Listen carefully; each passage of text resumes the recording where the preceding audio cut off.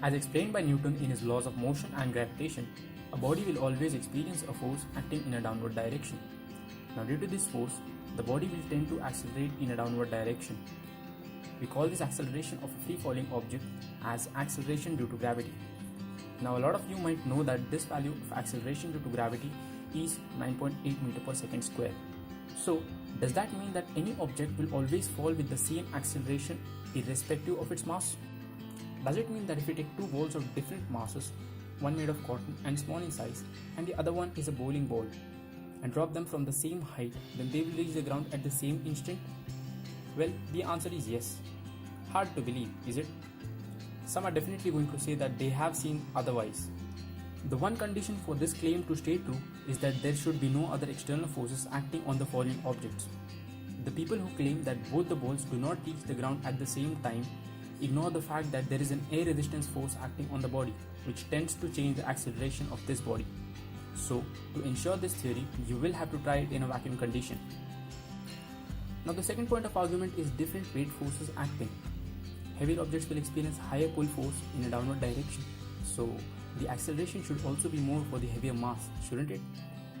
Now, here what is being missed out is the concept of law of inertia. In simple terms, inertia can be defined as the body's resistance to change. This is what prevents a body to undergo change in its speed. By change of speed, I mean when a body is set into a motion from a state of rest, or when a car in motion is trying to increase its velocity or else decrease its velocity. In each of these situations, the harder it will be to change the speed depending on how much inertia acts on the body. You all might have come across a situation where pushing a heavier object is slightly harder as compared to pushing a lighter object, or as stopping a lighter vehicle is easier as compared to a heavier vehicle. The heavier an object, higher is the inertia and hence greater is the resistance to change. To overcome this inertial force, greater force is required. Hence, the higher force does not result in an increased acceleration, but in fact helps out to overcome the high inertia factor. This is why any body falling downwards will always experience the same gravitational acceleration. Let us now look at the Newton's law of gravitation, which states the force is equal to the product of two masses and gravitation constant divided by square of distance between the two masses. This force is the force of attraction between the two masses. In this example, the first mass will be an object denoted by small m, and the other mass will be the earth denoted by a capital M. As the object is standing on the surface, the distance between these two masses will be equal to the radius of earth.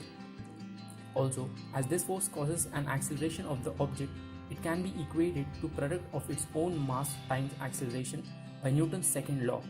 Here you can see that mass of the object, the small m, is on either side of the equation, and hence this can be cancelled out.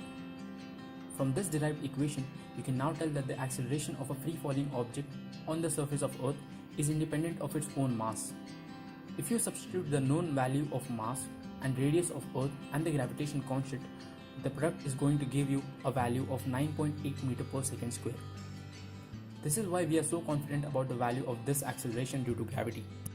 If you're still confused regarding some points, please write to us in the comment section below. Thanks a lot for watching.